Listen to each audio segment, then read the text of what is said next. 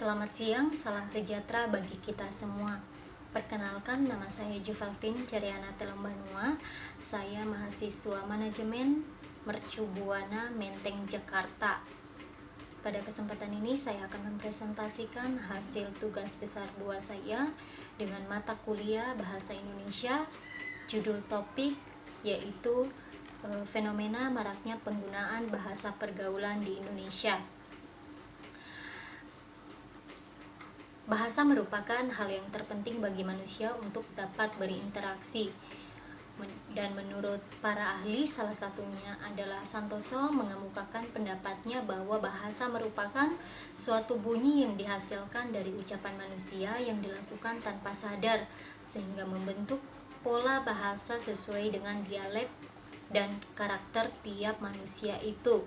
Sementara menurut Kamus Besar Bahasa Indonesia mengemukakan bahwa bahasa adalah suatu sistem lambang bunyi yang arbiter yang digunakan oleh manusia untuk suatu anggota masyarakat agar dapat bekerja sama, berinteraksi, dan mengidentifikasi diri. Dapat kita simpulkan bahwa bahasa merupakan hal yang paling penting untuk dapat berkomunikasi, untuk dapat berinteraksi, dan menyampaikan pesan baik itu secara lisan maupun tulisan. Bahasa dapat kita bedakan dalam 2 bentuk, yaitu bahasa lisan, yaitu berbicara langsung, sementara bahasa tulisan yaitu bisa menggunakan media cetak atau surat. Tujuan dari bahasa yaitu untuk menyampaikan ide, gagasan, pendapat, dan pikiran kepada orang lain. Oleh sebab itu, agar tidak terjadi kesalahpahaman, perlu adanya suatu makna yang jelas dari apa yang akan kita sampaikan kepada penerima pesan kita. Sejarah bahasa Indonesia. Bahasa Indonesia merupakan bahasa persatuan dan menjadi identitas bangsa Indonesia. Sesuai dengan fakta sejarahnya, pada tanggal 28 Oktober 1928 bahasa Indonesia menjadi salah satu bagian daripada Sumpah Pemuda, di mana bunyinya yaitu Kami Putra dan Putri Indonesia menjunjung bahasa persatuan bahasa Indonesia. Kemudian pada tahun 1938 bahasa Indonesia juga dibahas pada kongres pertama yang dilakukan di Solo. Kemudian 1945 teks proklamasi juga menggunakan bahasa Indonesia. Oleh sebab itu, harusnya bahasa Indonesia merupakan bahasa yang harus kita hargai keberadaannya dan harus kita junjung dalam kehidupan sehari-hari. Caranya yaitu dengan menggunakan bahasa Indonesia yang baik dan benar, dan tidak seperti yang terjadi pada saat ini, di mana bahasa pergaulan malah lebih digunakan dibandingkan dengan bahasa Indonesia. Apa itu bahasa pergaulan? Bahasa pergaulan merupakan bahasa yang digunakan sebagai jalinan sosial antara seorang dengan yang lain, di mana bahasanya tidak sesuai dengan standar bahasa Indonesia yang disempurnakan. Bahasa pergaulan terdiri dari 2 kata yang berbeda, yaitu bahasa dan pergaulan. Perlu kita ketahui bahwa pergaulan merupakan jalinan hubungan sosial satu dengan yang lain yang berlangsung dalam jangka waktu yang relatif lama, sehingga saling mempengaruhi satu sama lain. Pengertian dari bahasa gaul. Gaul merupakan bagian dari kata pergaulan, di mana kata gaul ini juga memiliki arti yang sama, yaitu prokem atau slang. Bahasa gaul muncul pada awal tahun 1970-an, di mana bahasa ini hanya digunakan oleh kelompok-kelompok tertentu saja. Misalnya adalah golongan para preman, mereka biasanya menggunakan bahasa prokem atau bahasa gaul ini sebagai sandi yang tidak diketahui oleh masyarakat luas untuk mereka bisa berkomunikasi, menyampaikan pesan kepada teman atau kelompoknya. Menurut Pusat Bahasa dan Sastra, bahasa prokem biasa juga disebut sebagai bahasa sandi, yaitu bahasa yang dipakai dan digemari oleh kalangan tertentu saja. Faktor muncul dan maraknya bahasa gaul atau prokem yaitu yang pertama, kurangnya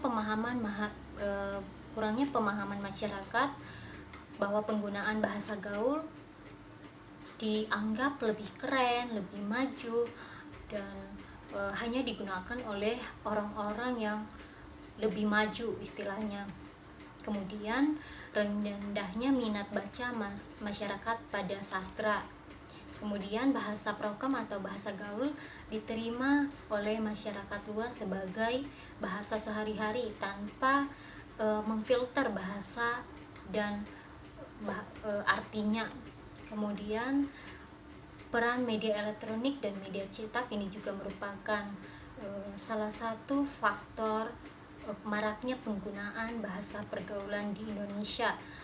Contohnya yaitu lewat media elektronik seperti YouTube, Facebook, Instagram, rata-rata lebih banyak menggunakan bahasa gaul sehingga para generasi muda ikut terpengaruhi dan menganggap bahwa bahasa pergaulan merupakan bahasa yang wajar dan sah digunakan setiap harinya.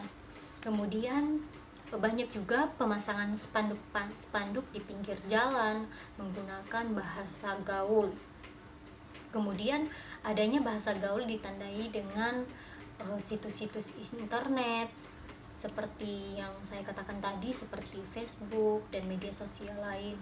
Kemudian layanan elektronik lain seperti televisi juga ikut memberikan memperbolehkan para pengisi acaranya untuk menggunakan bahasa gaul dalam proses kegiatannya. Ciri-ciri bahasa gaul yaitu singkat, lincah, kreatif, dan kata-katanya cenderung lebih pendek. Contohnya, saya berubah menjadi gua atau gue. Kemudian ayah yang artinya bisa berubah menjadi bokap. Cantik berubah menjadi kece. Ibu juga berubah pengucapannya menjadi seperti nyokap dan sebagainya. Kemudian dampak penggunaan bahasa pergaulan, memang dari satu sisi ada positifnya, di mana remaja menjadi lebih kreatif, bukan dalam arti kreatif karena hal-hal yang menciptakan yang tidak sewajarnya, tapi kreatif dalam hal ini mereka mampu menciptakan yang hingga akhirnya mempengaruhi orang banyak.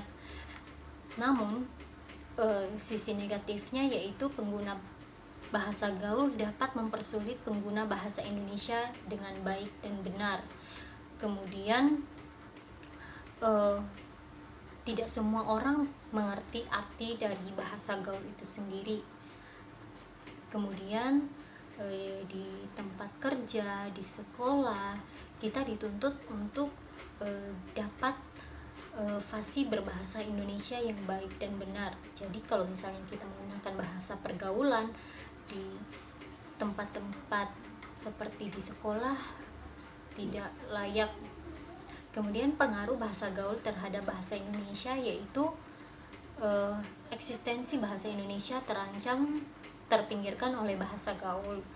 Dan menurunnya derajat bahasa Indonesia dan menyebabkan punahnya bahasa Indonesia. Upaya untuk melestarikan bahasa Indonesia yaitu dengan meningkatkan rasa kebanggaan memiliki dan menggunakan bahasa Indonesia. Kemudian meningkatkan frekuensi pembiasaan menggunakan bahasa Indonesia. Kemudian menggunakan bahasa Indonesia yang baik dan benar sesuai dengan kaidah-kaidahnya. Kemudian tidak mengubah tulisan yang ditetapkan dalam buku Kamus Besar Bahasa Indonesia, dan yang terakhir yaitu mengadakan program belajar khusus bahasa Indonesia. Jadi sebagai generasi penerus kita harus bangga menggunakan bahasa Indonesia sebagai bahasa persatuan kita agar bahasa Indonesia tidak semakin punah atau terpinggirkan, karena identitas bangsa kita yaitu ketika kita menghargai jasa-jasa para pahlawan kita dan kita melestarikan identitas bangsa kita. Sekian presentasi saya dan saya ucapkan terima kasih.